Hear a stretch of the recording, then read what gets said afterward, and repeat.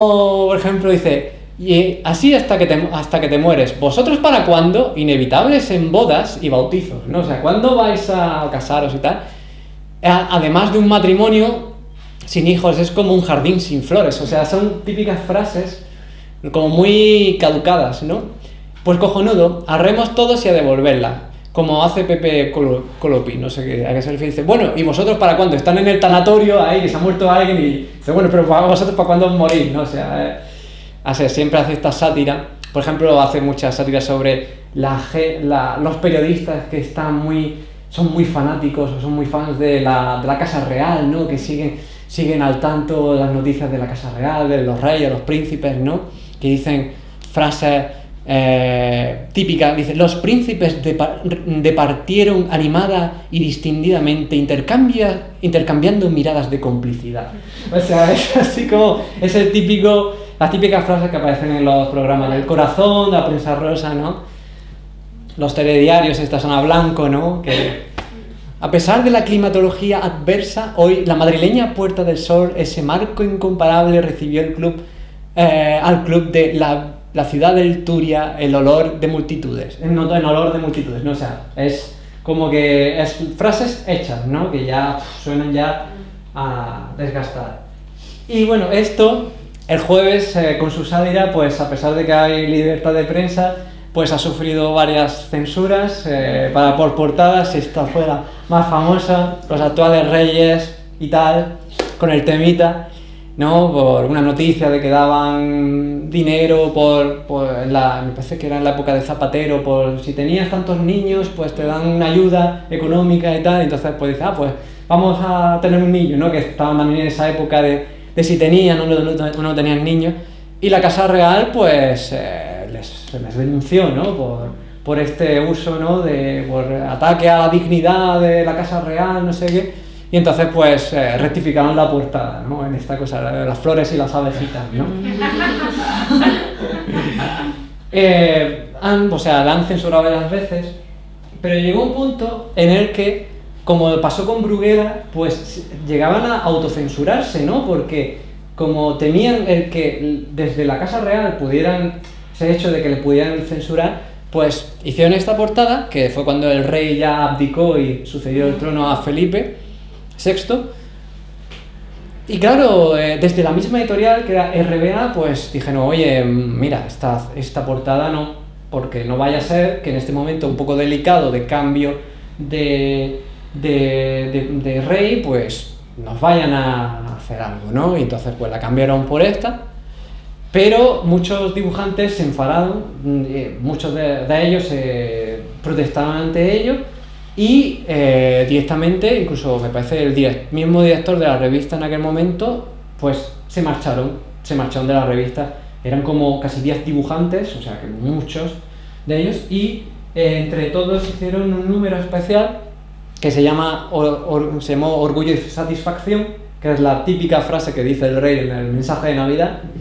Me dice, me llena de orgullo y satisfacción, tal, ¿no? Es siempre la frase que decía el rey, ¿no? Y tuvo mucho éxito, ¿no? Porque surgió la polémica y esto se hizo a través de internet. Era una revista online que luego se podía pedir en papel, ¿no? Pero bueno, dice, ¿y esto qué viene? Dice, es por si te hacen una figura de cera en el museo y así sabremos cuál es el bueno. O sea, país técnico. Y ha durado como 4 años. Es prácticamente la misma revista pero con otro nombre. Sigue tratando actualidad, ¿no? Y vemos a Mariano Rajoy con Trump House, de los vuestros, ¿no? O sea, pero por desgracia pues la revista parece que este año, o sea, a final de año pues ya va a cerrar, ¿no? Entonces parece ya que han visto que ese modelo que era como de revista online y tal, pues como que no ha fructiferado mucho y bueno, van a haber otras vías, ¿no? Pero bueno, ha durado 4 años, que no está nada mal tampoco, ¿eh? Bueno, citar, antes de profundizar en Forges, que es un dibujante emblemático de la sátira gráfica española, hablar sobre El Roto, que es muy importante también. El Roto publica, como veis, en El País, en el periódico El País, y sus viñetas son individuales, ¿vale? Es solo un dibujo. Es que he puesto aquí 2 juntos, pero en verdad son individuales, y destaca por la sobriedad del dibujo. Es un dibujo como que al principio no es humor que te haga reír, sino que es sátira que te hace reflexionar más bien, ¿no? Son mensajes de reflexión. Por ejemplo, año 2023, joven de 56 años esperando su primer empleo, ¿no? O sea, habla aquí del paro, ¿no? O sea, transmite mucho, pasa un poco como Kino, ¿no? Que con muy poquitos recursos y un dibujo muy sobrio ya transmite muchísimo, ¿no? Por ejemplo, aquí, los que están contra el pensamiento único son unos fanáticos, ¿no? O sea, fijaos ya, es que enseguida ya te transmite el mensaje, ¿no? Y generalmente usa personajes que son como genéricos, es decir, no hace referencias a políticos, o sea, no salen políticos, no salen personajes así de la vida pública, ¿no? Son personajes que dibuja, pero con los que te puedes identificar o sabes quiénes son inmediatamente, ¿no? Y pasamos a Antonio Fraguas el Forges, el conocidísimo dibujante de sátira gráfica, que, como habéis visto antes, lleva ya muchas décadas dibujando y destaca por este tipo de dibujo, de línea gruesa, con bocadillos también muy gruesos, y estos personajes así como que los dibujan muy delgaditos, con los brazos muy largos, las narices muy grandes. Antes se me ha pasado a decir que el estilo este de las narices grandes también viene un poco del cómic franco-belga, que es el estilo de la crone, o sea, de la narizota grande, ¿no? Entonces es como que es el distintivo humorístico, ¿no? de este estilo de dibujo. Y entonces es sátira política y social actual, básicamente los temas que trata la actualidad, básicamente. Hay una curiosidad de Forges, es que cuando intentaba ser dibujante de cómic, su padre le dijo: mira, si tú quieres ser dibujante de cómic, tienes que hacer tu estilo de dibujo de manera que desde 40 metros o desde tantos metros veamos tu dibujo y sepamos que es tuyo. O sea, ese estilo distintivo fue lo que trabajó mucho, y la verdad es que en España es súper conocido también, ¿no? Aquí también escena típica de la pareja en la cama que comenta un poco la actualidad también. ¿Me quieres? Servidor lo que mande el FMI, ya sabes. No vayamos a tener un disgusto. También hace muchas tiras conmemorativas, ¿no? Del Día de la Mujer, del Día del Libro. O sea, hace muchas tiras con el Quijote también, suele salir, ¿no? O sea, hay uno que vimos en clase de pedagogía en el ESPE, que era del Día de la Mujer, me parece. Que era, pues, sale una mujer con todo el follón que tiene en casa y llega su niña y le dice: ¡ah, feliz Día de la Madre! No sé qué, y la madre: ¡oh, madre mía, con lo que tengo que cargar!, ¿no? O sea, muy, muy gracioso. Y además ya lo veis que con muy poquito expresa mucho, ¿no? Muy poquitos recursos, ya sabéis. Saludo ideológico a través de los tiempos, ¿no? O sea, de qué palo va cada uno.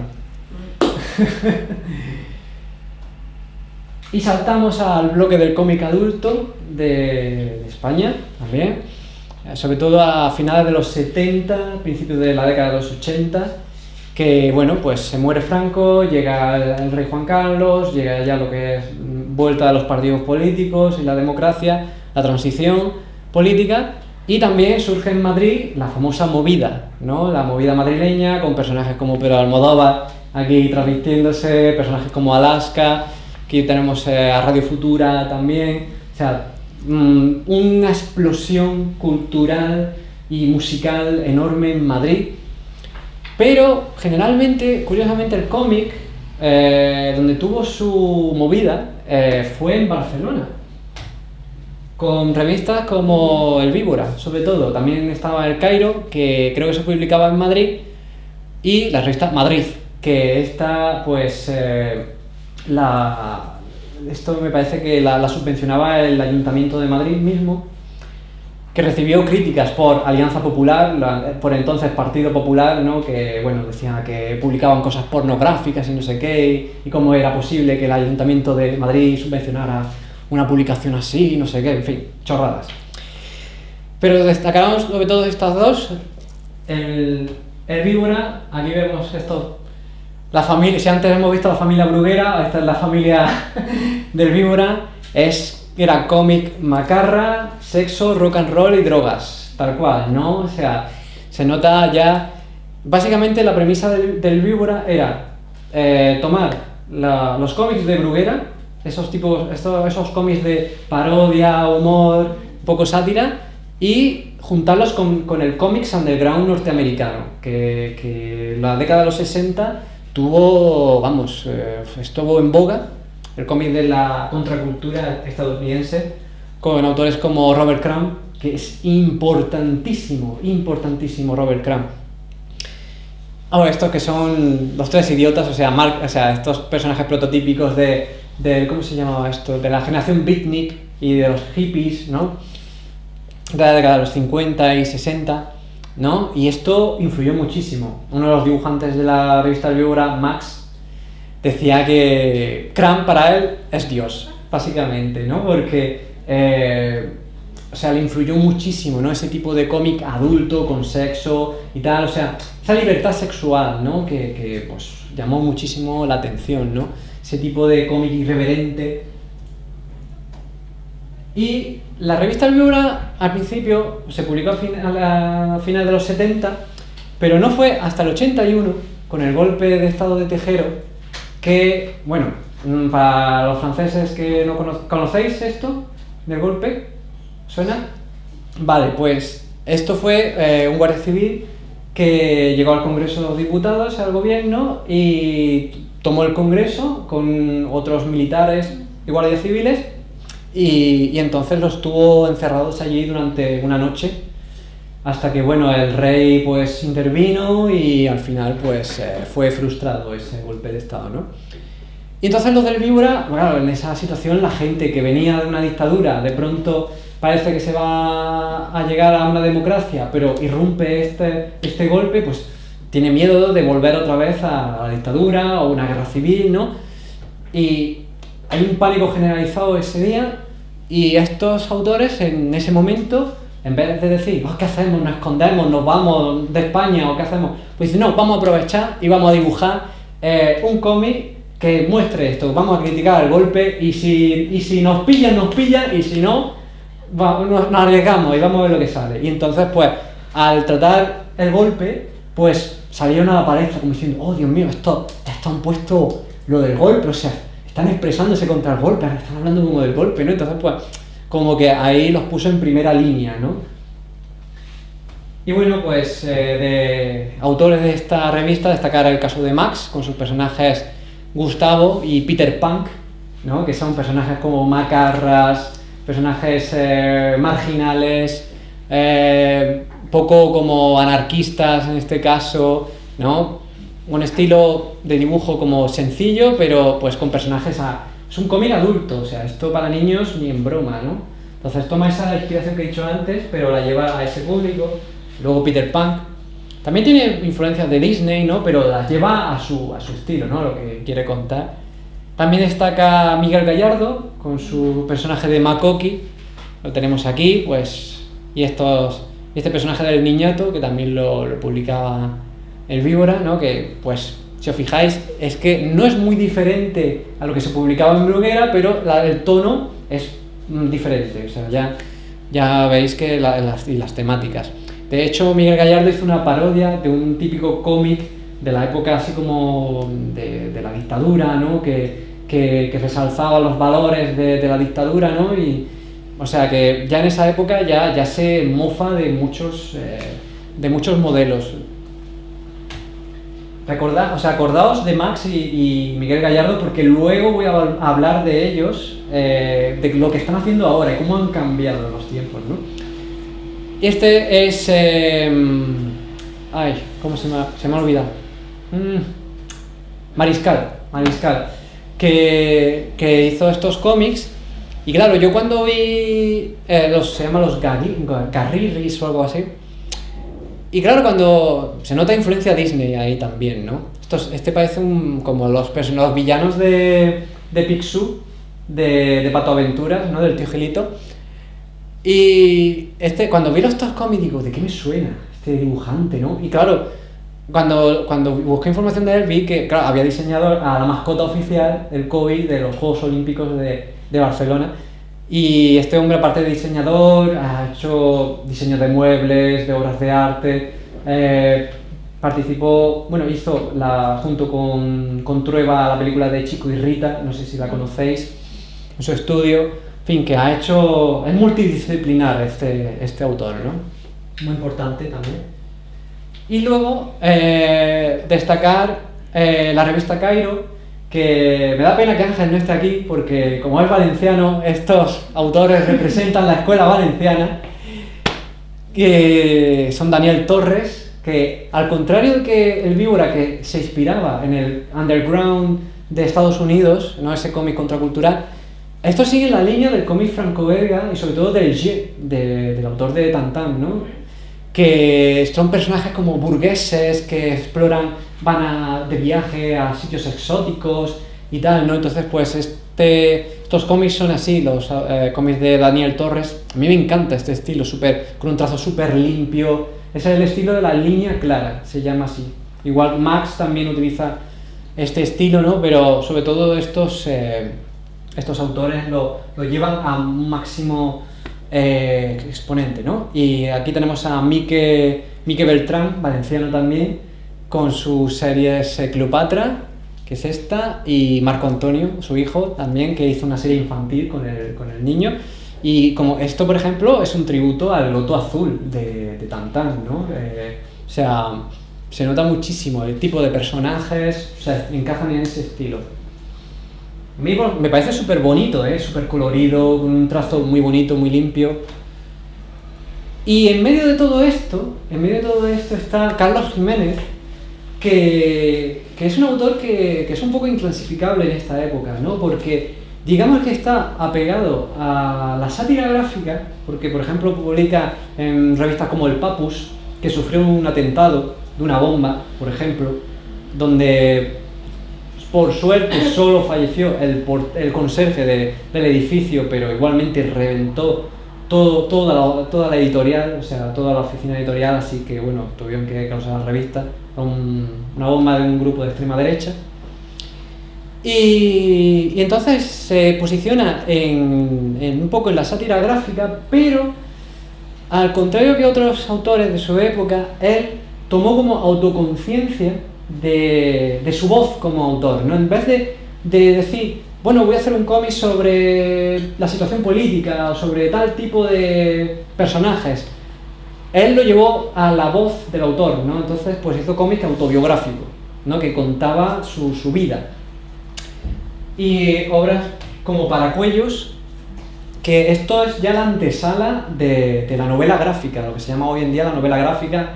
Es un término que a mí no me gusta demasiado, a mí me gusta más llamarle cómic de autor, ¿no? O sea, es como igual que está el cine de autor, pues a mí me gusta llamarle cómic de autor, ¿no? Porque tratas temas serios, es como básicamente una novela o una película para un público adulto, ¿no? Pero con temáticas, pues, históricas, sociales, ¿no?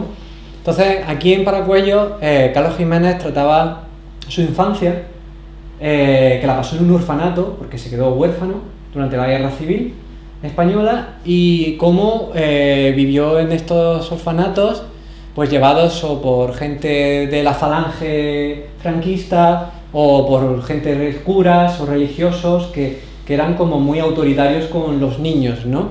Y a día de estos niños, ¿no?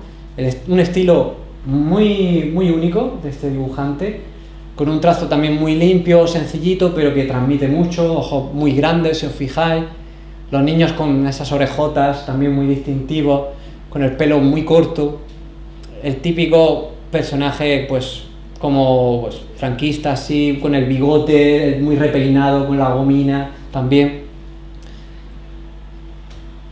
Y cómo utilizaban la violencia con ellos, ¿no? Como pues, el cura, por ejemplo, le pega ahí un bofetón a 2 manos, o también este profesor monitor que también pues, se ensaña, ¿no? con los niños, ¿no? Con esta violencia desmedida, ¿no?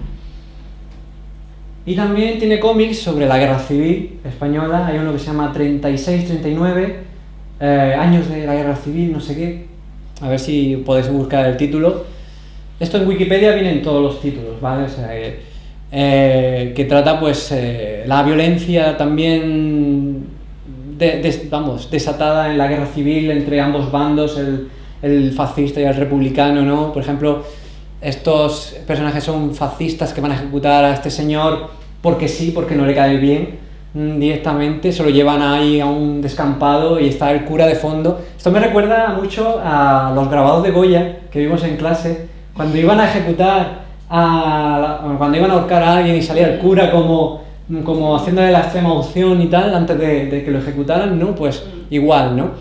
Y entonces este personaje es el hijo de este señor que se venga, ¿no?, de su padre y lo pilla a este, ¿no?, que es fascista y lo mata ahí directamente, ¿no? O sea, ese odio desatado, esa violencia desatada de gente de un bando y de otro. O cómo la gente de a pie vivió la guerra, ¿no? Los bombardeos en los refugios, ahí todos apelotonados. O, por ejemplo, el tema de la hambruna, que pasó mucha gente, tanto en la guerra como en la posguerra, ¿no? Que este señor que le pide a esta señora que le den algo de comer, aunque sea el gato mismo, que se lo den de comer a este niño que está moribundo. Y bueno, pues llega la década de los 90 y ¿qué es lo que pasa? Que ya esto va a ser rapidillo, ¿vale? Ya hemos terminado ese bloque de cómic adulto, ¿no? Y llegan ya los años 90 y ¿qué es lo que pasa? Que la transición política y social ya queda atrás, la movida ya queda muy atrás. Muchas revistas o sea, en la década de los 80 fue un boom del cómic adulto, se publicaban muchísimo, revistas, fanzines, en fin, un montón de cosas, pero claro, se publicaba mucho, pero no recaudaban lo suficiente, entonces muchas editoriales cerraron, y revistas incluidas, ¿no?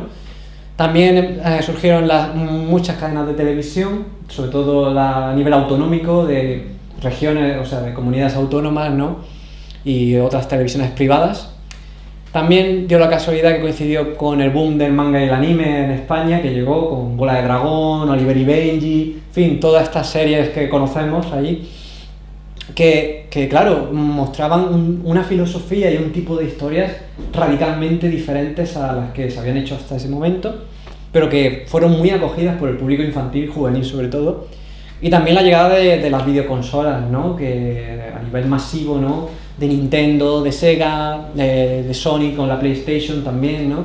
Que bueno, que atrapó el tiempo de ocio de niños y adolescentes, ¿no? Y entonces pasó que también a nivel como generacional hubo un corte, ¿no? Un abismo, ¿no? Que ya los autores no sabían qué proponer, ¿no? Decir, bueno, ¿qué le gusta a los niños? ¿Qué proponemos comparado con esto, ¿no? Tan llamativo, ¿no? Y ese público adulto, pues, a nivel editorial, pues, tampoco recibió mucho, ¿no? Y revistas como El Víbora, por ejemplo, siguieron hasta la década del 2000, hasta mitad de 2005, me parece, pero igualmente malviviendo, sobreviviendo. Entonces muchos autores dijeron, bueno, ¿qué hacemos? No podemos publicar, no tenemos ventas, ¿qué hacemos? Entonces, pues, los más espabilados dijeron, pues vámonos fuera, vamos a tener que publicar fuera.